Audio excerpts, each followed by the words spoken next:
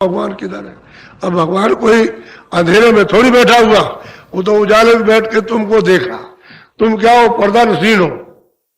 तुमने अपना बोझा अपने ऊपर डाल रखा, उसकी आंखों में थोड़ी डाल रखा, वो तो खुली आंखों से सबको देख रहा और तुम उसको नहीं देख रहे हो। अच्छा, बोझा हटाओ, मैल हटाओ, समझ गए? नयन अमीय दीर्घ दोष विमंजन, नेत्रों पर जो गंदगी आ गई उसको हटा दो। हटा के तब उसको देखोगे सामने दिखाई देगा, तब देखता है। तो असल में कहा तो महापुरुषों ने इस कलयुग में सत्य था, लेकिन आप पहुंचे कहा उनके पास? अगर पहुंच जाते तो तुम्हारा मनुष्य जीवन सार्थक ना हो जाता। जिसलिए मिला था तुम काम कर लेते तो तुम्हारी जय जयकार होती। तुमने अपना काम तो कुछ किया नहीं और दूसरों का बोझा लादते रहे और लाद करके अभी चले जा रहे। तेरे काम कोई आएगा? कोई घर वाला कोई आएगा? रिश्तेदार? अरे धन दौलत कोई काम में आएगा? जब वहां मार पड़ेगी और वहां बंद किया जाएगा और तकलीफें यात्राएं तरह तरह की, तो वहां कौन आएगा मदद करने के लिए? तो चले गए बस, अब पता नहीं कहाँ गए। इसलिए मनुष्य शरीर उस मालिक को, उस प्रभु को पाने के लिए आपको दिया गया। अब यह कि रास्ता ढूंढने की जरूरत है। रास्ता जानने वाला मिल जाएगा तो आपको रास्ता बता देगा, फिर लग जाओ, फिर जल्दी करो। फिर देर क्यों करते हो? जल्दी से अपना काम कराओ कि घाट पे बैठो, अपना मैल दूर करवाओ, सफाई करवा लो, जो भी पाप पुण्य का बोझा लदा उसको जल्दी धुलवा लो और धुला करके तो तुम्हारी आंख खुल जाए, कान खुल जाए, यहीं से बैठ करके देखना शुरू कर दो। एक मोटा सीधा साधा काम। मैं तो तुमको मतलब यूं समझा सकता हूँ। और महात्माओं के उनके जो वचन है, जो उन्होंने उस समय उन लोगों को समझाया, तो अब तो आप समझ नहीं सकते हो, लेकिन जिन लोगों ने प्राप्त किया वो तो जान गए। उनके पास उठे बैठे, आदेश का पालन, वचन का पालन, उनकी सेवा की, उनकी उन पर विश्वास किया, प्रीत प्रतीत की, उनको उन्होंने जुक्ति दी और सहयोग साथ दे दिया, मदद कर दी, चले और पहुंचा दिया घर में। तो उन्होंने भी कहा मुझको गुरु ने पहुंचाया, गुरु ने पहुंचाया। ये नहीं कहीं भी कहा कि मुझको राम ने किसने पहुंचा दिया या देवी देवता ने मुझको पहुंचा दिया या सज्जुग के पहुंचा दिया। कहते हैं अभी मुझको मिले और अभी उन्होंने हमको हमारा यानी दया की, कृपा की, सहयोग दिया, हमारी गंदगी को धोया और अभी पहुंचा दिया उन्होंने। तो 700 वर्ष के अंदर महापुरुषों का आना हुआ, पहले नहीं। पहले संत नहीं आए थे जीवों को जगाने के लिए। संत पहले नहीं आए थे, ये तो 700 वर्षों से आ रहे हैं और अभी उनका खेमा चलता रहेगा। अब इसी दरमियान में तुम जब कहीं जाओ तो उनकी ढूंढो, तलाश करो, मिल जाए और रास्ता बता दे तो दिन में खेती, दुकान, दफ्तर का काम, उनकी बात को सुनो और समझो और कहें कि ये घाट है या बैठ जाओ। तो थोड़ा सा सुबह शाम रात को 10 मिनट 15 मिनट आधा घंटा लेट के बैठ के, खेत में खलिहान में कहीं भी तुम इधर आकर के बैठने लगो, यहाँ बैठक बना लो, बस यहीं से वो पारसमणि तुमको मिल जाएगी। पारसमणि मिली तो बस रास्ता तुम्हारा खुल्लम खुल्ला हो जाएगा और चल पड़ोगे, दिखाई देता जाएगा। और पारसमणि तुम्हारे चिपक गई, चिपट गई तुम्हारे, तो फिर वो छोड़ने वाली नहीं, ना तुम उसको छोड़ोगे, वो तुम्हारी हो जाएगी, तुम उसकी हो जाओगे। जहाँ जाओगे पारसमणि साथ तुम्हारे पीछे लग जाएगी। ऐसा मनुष्य रूपी इस मंदिर में खजाना आत्माओं के धन का भरा हुआ, और तुम इंद्रियों के दरवाजों पर बैठ करके और इंद्रियों की गुलामी और मन को उसमें फंसाकर उसके अधीन हो गए और जीवात्मा रो रही, क्या होगा, कहाँ जाएंगे, क्या करेंगे, कैसा होगा, बड़ी तकलीफ उठा रहे, मिलता कुछ नहीं।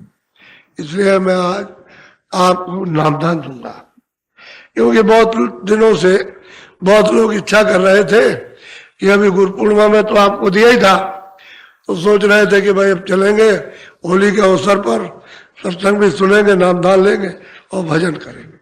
और यही हमारा आदेश है, यही आदेश आपको कि रास्ता मिल जाए तो भजन करो।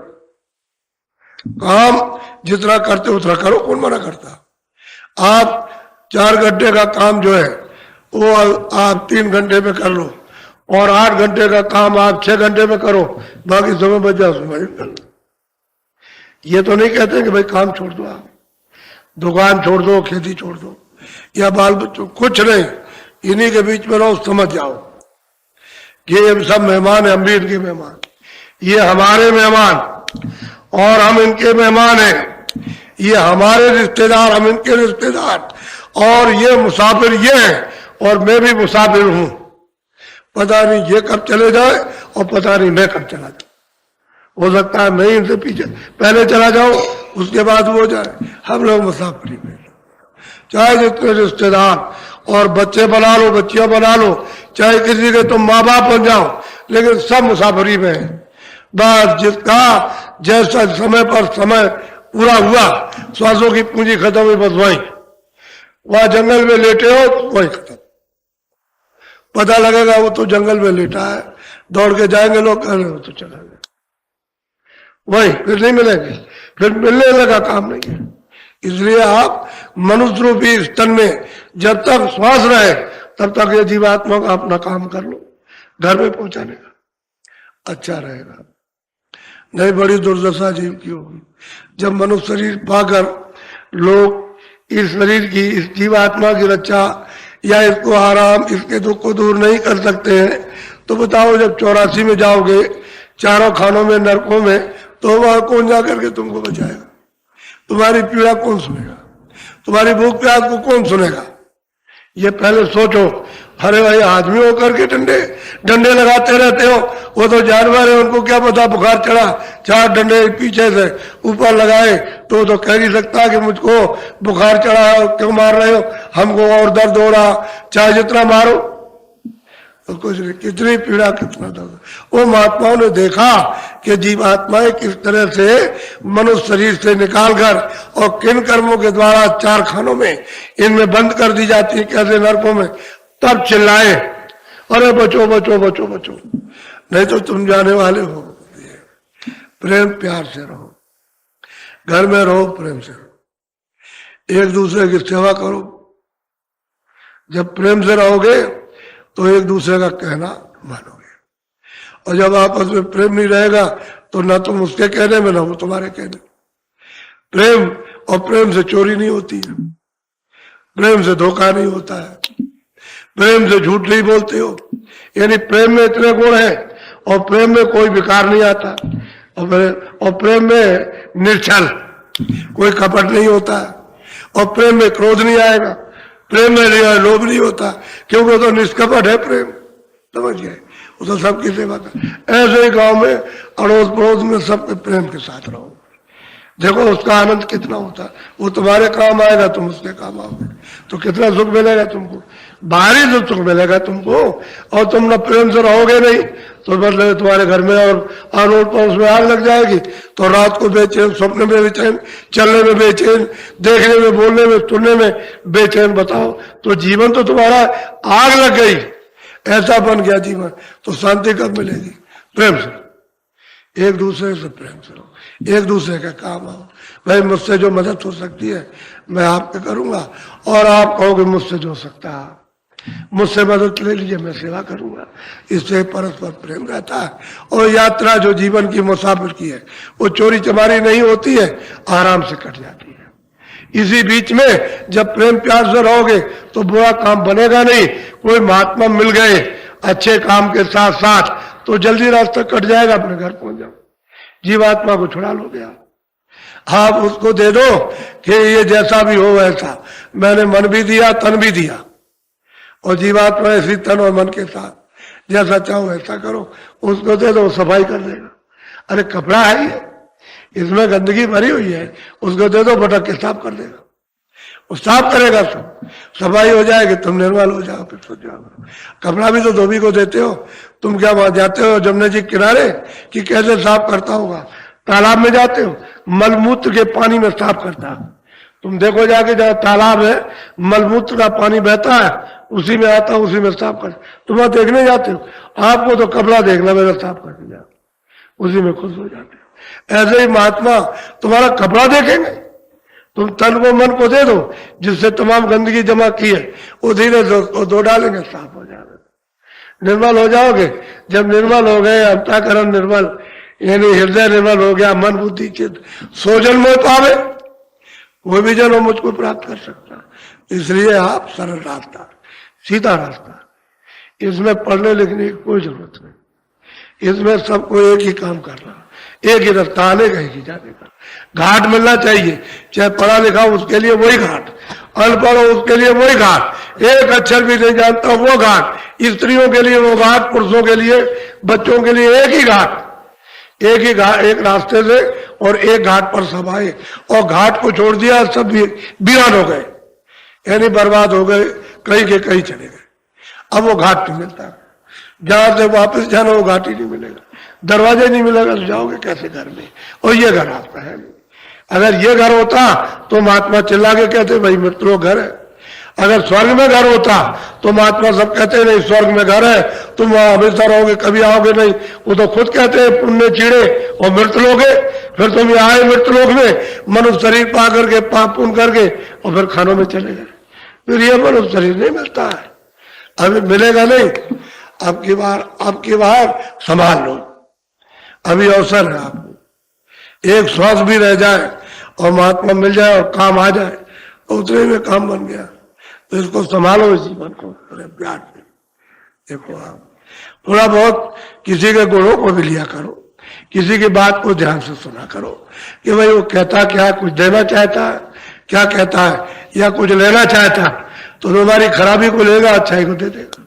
अमोलक धन वो तो दे देगा, और जो बात तुम्हारे पास कुछ नहीं उसको खत्म कर देगा कि तुम देखो ये कपड़े पहन लो और ये खाना खा लो, तुम्हारा कुछ नहीं है, और ये तन भी तुम्हारा नहीं है, इससे निकलो और आत्म धन को प्राप्त करके और पार हो। तो भवसागर नदी तुमको मालूम है कि भवसागर पार किसको कहते हैं? कुछ पता नहीं, कुछ तुम चले रहोगे नदी के उस पार कह दोगे हम तो पार हो गए, ऐसे पार नहीं होता। वो तो मतलब यह है कि मृतलोक से परे, स्वर्ग वैकुंठ से परे, ईश्वर के लोक के परे और ब्रह्म लोक के परे, वो तो परे भवसागर, जब जाओगे तब पार हो गए। और गोस्वामी जी महाराज ने तो वही रामायण में लिखा है, प्रकृत पार प्रभु और बासी ब्रह्म निजे ब्रज अविनाशी तहा मोह कर कारण नाई। कहते अब प्रकृति आपको मालूम नहीं है कहाँ रहती है, यही नहीं जानते हो। असली बात यह है कि सत्संग में बैठोगे तो सब कुछ मालूम धीरे धीरे। अरे अनजान विद्वान बन जाते, अनजान जानकार हो जाते, जिनको कुछ नहीं मिलता सब पा जाते और सब कुछ देख लेते और निकल जाते हैं। और जो अपने को समझते हैं हम सब कुछ जान गए, कुछ नहीं जानते। ये पढ़ने लिखने की विद्या नहीं है, ये आंखों के ऊपर की आत्म विद्या है, ये सुरतों की जीवात्माओं की, और उसी का कोई वेदी मिलना चाहिए। जब तक वो नहीं मिलता तब तक तो मैं आपको नामदान दूंगा, क्यों कि अंधेरा हो जाएगा। अब इतने आदमियों को उठाकर किसी कमरे में ले जाए तो मेरे पास तो जगह नहीं है। इतने आदमियों को उठा करके अलग बैठा दूं तो यही मैं कमरा समझता हूं। ये सब कमरा है, जो लेना चाहेगा उसको मिल जाएगा, इसी में बैठे रहो। जो नहीं चाहता कुछ याद नहीं रहेगा, कुछ भी याद नहीं रहेगा। जो लेना चाहेगा उसको याद, और वो कर लेगा, उसको मिलेगा। और कोई इसमें बैठा रहेगा और वो नहीं चाहता तो उसे कुछ नहीं मिलेगा। ये कमरा है और आपको ये पता नहीं है कि कैसा कमरा है, इसलिए मैं नामदान दूंगा। अब एक बात बड़े ध्यान से सुनो, आप लोग शाकाहारी रहो, बड़े शुद्ध है और प्रिय शब्दों का उच्चारण करता हूं। शाकाहारी रहो, अनाज मोटे महीन, सब्जी मोटी महीन, फल सूखे गीले, घी और दूध, ये तो आप जितना खा सकते हो, हजम कर सकते खाओ। अच्छे से अच्छे कपड़े तुमको मिल जाए और तुम्हारे पास साधन है तो खूब पहनो जितना पहन सकते हो। मोटी बात कुछ थी। और झोपड़ी बना सकते हो तो अच्छी झोपड़ी में, मकान बना सकते हो अच्छे मकान में, मकान बना करके रहो। तो आपको कुछ मना तो किया नहीं। और खेती करो, खेती कर लो, दुकान करते हो दुकान, नौकरी करते हो नौकरी कर लो। तो आपको जंगल में तो किया नहीं। इतना जरूर है शाकाहारी। अशुद्ध आहार मनुष्य का, पशु का, पंछी का, किसी का मत करना भूल के भी। धोखा खा जाओगे बड़ी कड़ी सजा मिलेगी। शुद्ध आहार करो तो ये बीमारी भी फिर तुम्हारी इसमें प्रवेश नहीं होगी। अब शुद्ध आहार से तो सब बीमारियां फैल गई, और बीमारी फैलने का उसका असर क्या हुआ कि तुमको छूत लग गई और उससे बीमारी हो गई। अब ये छूत की लगी बीमारी, और जिसको बीमारी थी तो रोज तो दवा खाते हो, अच्छे से अच्छे डॉक्टर की दवा खाते हो। दवा तो वही है जो वहां बनती है, डॉक्टर तो दवा बनाता नहीं है, वो तो मतलब ये उसका चार्ट आता है और उसका सैंपल होता है कि हमारी दवा इस मर्ज में काम आती है ये, और ये मर्ज हो जाए तो उसको ये दे दो।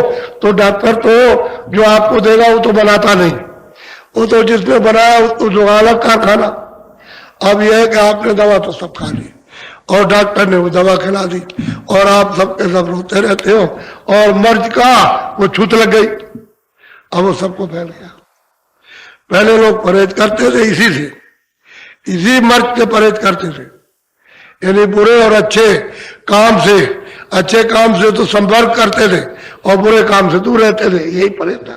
तो आपने बुरों से तो परहेज किया नहीं, छूत की नहीं कि उससे दूर रहते, आप सब मिल घुल गए तो बीमारी हो गई।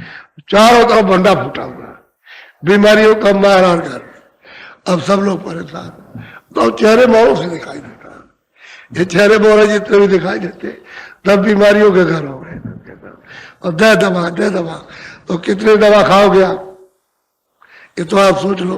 तो कितनी आमदनी करोगे आप, आमदनी भी तो आपकी यानी खत्म होने लगी, तो आप कहने लगे कि अब तो पैसा नहीं है। दवा हमारे पास आते हैं, कहते हैं हमने कहा दवा ले लो, कह लेगा पैसे ही नहीं ले गए, हमने लाख खर्च किए, 50,000 जो हमारे पास था हमने सब खर्च किया, अब हमारे पास नहीं, तो भाई मैं क्या करूं, मैं कहीं आसमान से ला करके दे दूं।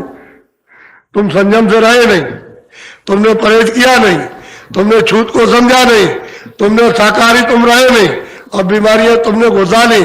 अब ऐसे थोड़ी निकल जाएगी, वो थोड़ा सा कुछ परहेज तो करना ही पड़ेगा, तब जाके काम होगा। हमारे पास देखियो, वो देखिए उधर सेवा कराई ना रात को 2 बजे, वो तुम्हारी बीमारी को हाथ पैर तो धोने के लिए। ऐसे थोड़ी बाबा जी को कोई नशा चढ़ा हुआ पागल हो गए कि ऐसे मतलब सेवा कराते हैं, ऐसे नहीं, वो लाभ के लिए, ताकि आपको मतलब ये रोग दोग दूर हो और तुम्हारा इसी दरम्यान में, इसी दुख में तुम्हारा आत्म कल्याण हो जाए। इस फिराक में, इस चिंता में लगा हुआ, और सीधे सीधे तुम चले आओ और लेट करके कहो चिल्लाओ कि मेरा आत्म कल्याण, ऐसे कैसे हो जाएगा? कि तुमने तो सब लाद रखा है पहाड़ों की तरह से, जैसे पहाड़ वजन के होते वैसे। अब वो तो ये तरीके से ही इससे आप निकल पाओगे, और जल्दी से खींचोगे फट पट जाओगे, टूट जाएगा। आसानी से निकलो, युक्ति से इस दुखों से निकल आओ। और वो महात्मा निकालेंगे कैसे, वो तो उनको मालूम है। इसलिए मैं आपको बताता हूं कि आप शाकाहारी रहना एक, और हुक्का पियो। वैसे मैं बीड़ी को मना नहीं करता हूं, मैंने तो कभी पिया नहीं, ना मैंने हुक्का पिया ना मैंने बीड़ी पी, मुझे तो पता नहीं कहता इसका स्वाद होता। आपको मना नहीं करता हूं, लेकिन हुक्का बीड़ी पियो और छोड़ना चाहो छोड़ दो, लेकिन ऐसा कोई नशा मत करो जो पागल कर दे। बस समझ लो, यही जो पहचान को खत्म कर दे बुद्धि की, कि ये कौन खड़ा, ये हमारी लड़की है या हमारी माँ है, या ये दूसरे की चाची की, ये लड़की है चाचा की, तो ये उसकी पहचान खत्म हो जाए। ऐसा कोई भी नशा मत करो, और जब तुम नशा कर लेते हो तो ये पहचान सब खत्म। अब क्या करते हो तो तुम जानो। ऐसा नशा इस भजन में बिल्कुल वर्जित बना, और जो इस नशे को फिर करता है उसको सख्त सजा, क्योंकि 1 बार 2 बार तो गलती की माफी हो जाए, लेकिन फिर तो उसको सजा मिलेगी। तो इसमें और कुछ नहीं है, बस ये इससे दूर रहो। बाकी और कुछ है वो तो सुनते सुनते, बच्चों को सुनाते सुनाते बच्चे अच्छे हो जाते, ऐसे ही सब कौन अनजान बच्चे सुनाते सुनाते सब ठीक हो जाते। लेकिन इस पर ध्यान रखें, शाकाहारी और ऐसा कोई नशा मत करो जो बुद्धि पागल हो, बात इसको जान लो आप। इस तो आज ही से खत्म, इस बाकी आपको कुछ नहीं कहा। जब ये कहें कि घर छोड़ो काम छोड़ो, तब तुम कहना, हम खुद ही कहते घर में रहो, बच्चों में रहो, उनकी जिम्मेदारी तुमको मिली है, थोड़े दिन और निभा दो। लेकिन निभाओ कैसे कि उन्होंने मालिक ने दे दिए हैं, चलो इनका कर्जा होगा, चलो इनकी सेवा कर ले, इससे आधा हो जाएगा। जब ये बड़े हो जाएंगे तो उनको चाहिए कि इनकी सेवा कर दे, शायद हो सकता है कुछ इनका रह गया हो तो चलो इनका भी अदा हो जाए। एक दूसरे को समझो कि हमने लिया, हमने इनको दिया, एक दूसरे आदान प्रदान दे के खत्म करो। और छुड़ाने वाला तो महात्मा बगैर उसके नहीं छूट सकता, ये बात। और मैं नामदान देना चाहता हूं, जो कुछ आपको दिया जाएगा अभी आपको उस आदमी से कभी मत बताइएगा जो इसको जानता नहीं। जब आप किसी से कुछ कह दोगे तो आपको वह मूर्ख है, आपको बेवकूफ बनाएंगे और चार बात इतनी बुरी कहेंगे कि तुमको मिर्चें लग जाएगी और तुम उससे लड़ जाओगे तो करा कराया सब गया। अरे भाई तुम क्रोध में आ गए तो कराया करते, तुम क्यों किसी से कहते हो कि वो तो जानता नहीं, वहां क्या कहने के लिए गए? अरे भाई जो जानता है उससे कहो। तो पहले तो तुम समझ लो कि क्या बताया और क्या दिया जा रहा और किधर चलाया जा रहा और क्या पकड़ाया जाता है, तो तुम पहले तुम तो समझ लो, तुम तो उसको प्राप्त करो। जब तुम प्राप्त कर लो, जब समझ लो और तुम्हारे पास जब ज्यादा हो जाए तो किसी को दे देना। अभी तुम्हारे पास कुछ नहीं है और दूसरे को सुनाने लगे, वो ऐसी बात कहेगा पूरी से पूरी, जब तुमको लग जाएगी तुम फौरन मारने दौड़ोगे उसको, वो नहीं मारेगा, वो बुरी बात कहेगा, तुम भी कुछ कहोगे, वो आप लड़ाई हो जाएगी। तो फिर इसलिए नहीं बताया जाता, चुप रहो, किसी को बताने की जरूरत नहीं। इसको कहते हैं नामदान, आत्म धन का दान, नामदान, इन सुरतों के जीवात्माओं के धन का दान। और ये जीवन में कभी कभी ये सौदा होता है, नहीं तो ये मिलता नहीं है। अमूलक चीज है, कहाँ मिलेगी? इसलिए उसको ले लो और अपने काम में ले आओ। जब ये बताया जाए कि माल रखा हुआ यहाँ, तो उसको जल्दी करो और उसकी खुदाई करो, जल्दी से निकालो, खजाना मिल जाए। इधर खजाना रखा, जब महात्मा कहे कि यहाँ खोदो तो भाव सहित जो खोदे प्राणी पाव भक्त मम सुख सुखा, मेरे मन प्रभु बस विश्वासा अधिक राम कर दाता, राम से भी दान कहते भाव सहित, जो बताया जाए भाव के सहित खोदो। तो देखो अभी क्या महीने के अंदर क्या होता है, स्त्री पुरुषों को और दोनों को अधिकार मिला है। स्त्रियों को भजन करने का अधिकार, पुरुषों को भजन करने का अधिकार। जो पुरुष पाए वो स्त्रियों को न बताए और जो स्त्रियां प्राप्त करें पुरुषों को न बताए। जब वो प्राप्त किया वो बताएंगे तो उनका बंद हो जाएगा और फिर उसके बाद मैं इसके बारे में कुछ नहीं करूंगा। मैं तो मना करता हूं, अपनी अपनी जो कुछ कमाई हो अपने पास रखो। अगर वो कितना भी पूछे तुझे क्या मिला, तूने क्या देखा, तूने क्या सुना, कभी मत बताना। और वो पूछे कि भाई तुम भी बताओ जो कुछ करते हो, तुमने क्या देखा, क्या सुना, क्या मिला, तो तुम भी मत बताना। किसी को बताने बताने की चीज नहीं है ये, आप हजम करो, छुपा के रखो। तो मैं सब बता देता हूं ताकि तुम कहीं भूल जाओ कि हमको नहीं बताया था। तो बताना बताना नहीं। अब मैं नामदान दूंगा तो उसको ले लो, आप ऐसे बैठ जाओ, ऐसे बैठो आराम से, सुख के आसन से बैठो ऐसे, इसमें कोई तकलीफ नहीं है। तो जो जो भगवान का नाम बोलूंगा सब लोग एक साथ एक आवाज में बोलना, आगे पीछे नहीं। जो नाम मैं बोलूंगा उसी नाम को सब लोग एक साथ बोलना।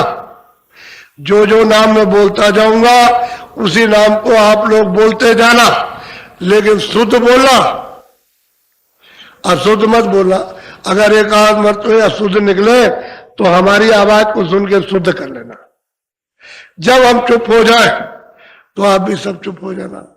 सीधी सादी बात यह है कि जय गुरुदेव मेरा नाम नहीं है। मेरा नाम तो घर का रखा हुआ माँ बाप ने किससे रखवाया होगा, वो तो वही जानते होंगे, वो तो तुलसीदास है। और जय गुरुदेव नाम अपमाने का है, वो किसी आदमी का या पेड़ पालो जानवर का नहीं है। तो इसमें कभी गलती में गलत नहीं बताना, इसमें भ्रम में मत पड़ना, मालिक का नाम है। तो जो जो बोलूं सब लोग एक साथ बोलना। बोलो जय गुरुदेव। कान बाहर और दो नाक बाहर। अंदर में देखो, इधर जीवात्मा में एक कान, शरीर में दो कान, कितने हुए? तीन कान हुए। और देखो ये दो आंखें, और ये बीचों बीच में सूरज जीवात्मा बैठी, उसमें एक आंख, कितनी आंख हुई? तीन आंखें हो गई। इधर देखो मेरी तरफ में, ये यही जो सुराख है, एक नाक का सुराख इधर, एक इधर, कितनी नाक? दो। ये बीचों बीच में सूरत बैठी अंदर, उसमें एक नाक, एक नाक उस सूरत में जीवात्मा में, और एक दो नाक शरीर में, कितनी हुई? वही इतनी याद रखो, और क्या, इतना ही अब समझते रहो कि हमको अपनी तीसरी चीज पाना है, जो तीसरी आंख है, तीसरा कान और तीसरी नाक, उसको जानने की कोशिश करना। बस सीधा सीधा काम करो। तो इधर देखो आप, ये आंख बंद कर लेना, ये दोनों उंगलियां धीरे से कपड़ा हटाकर, वो कपड़े के ऊपर से नहीं, कपड़ा हटा करके कान के अंदर ठीक से उंगली डालना, ताकि बाहर की आवाज सब बंद हो जाए। कोई आवाज को अंदर जाने मत देना। कोशिश इस बात की करो कि बाहर की आवाज आपकी बंद हो जाए। आंख भी बंद रहे, कान भी बंद। इधर देखो, ये जीवात्मा बैठी, उसमें तीसरा कान अंदर, तो अंदर के कान का रास्ता अंदर से ऊपर की तरफ, और ऊपर से आवाज आ रही है, तो दोनों कान बंद करना, दोनों आंख। देखो इधर मेरी तरफ, और ये जीवात्मा बैठी, इसके चारों तरफ मन बुद्धि चित्त, ये इसके चारों तरफ बैठे हुए, तो मन को यहीं पर थोड़ा चित्त को रोक करके कानों के साथ ऊंचा ध्यान देकर के ऊपर की तरफ सुनना गौर से। जितना ऊंचा ध्यान देकर के सुनोगे, बिल्कुल कान लगा करके, तो ऊपर से कोई आवाज आती हुई सुनाई देगी। जब कोई आवाज छोटी बड़ी हो तो उसको सुनना, और लगातार सुनना, सुनते रहना। जब मैं कहूंगा कि अच्छा खोलो, तब खोलना। मोटा काम करो और कुछ मत करो, सब चीज तुम्हारे पास है, बस ये है कि उसका रास्ता भूले हुए।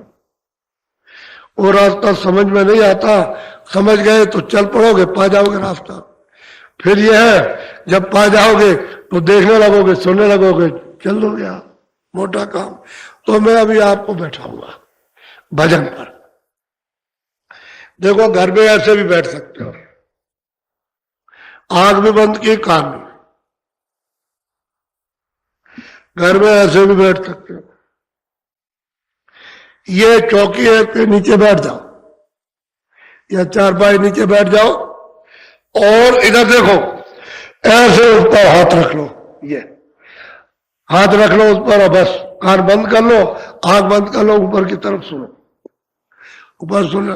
अगर तुम महीने भर अच्छी तरह से मुझको समय दे दो, 10 ही दिन में सुनाई देने लगे, 10 ही दिन में तुमको सुनाई देने लगे देववाणी और रहटवाणी, और बाजे बजने लगे तुम्हारे। तुम जब ये नहीं दोगे समय, तो वो तो मतलब समय तो तुमको देना ही पड़ेगा, तुम्हें समय देना होगा।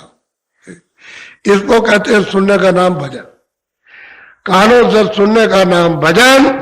और आंख को अंदर से देखो, दृष्टि को एकाग्र करो, उसका नाम ध्यान। गुरुदेव। जब टेंटों में पुराने प्रेमियों ये लोग आएंगे आपसे लिखाने के लिए, तो आप इनको जो नामदान दिया गया वो लिखा देना, और ये पूछेंगे जरा हमको ध्यान और थोड़ा सा भजन और सुमरन हमको समझा दो, तो इनको समझा देना। जब ये याद कर लो, लेकर के याद कर लेना, 24 घंटे 48 घंटे में कागज फाड़ देना। कागज किसी को मत दिखाना, दिखाओगे तुम्हारा नुकसान हो जाएगा, उसका कोई लाभ नहीं होगा। बोलो जय गुरुदेव। खड़े हो जाओ।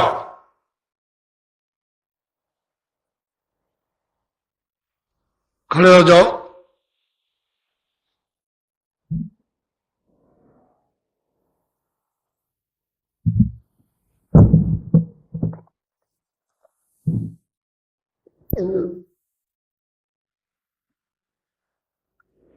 जय गुरुदेव। नाम किसका?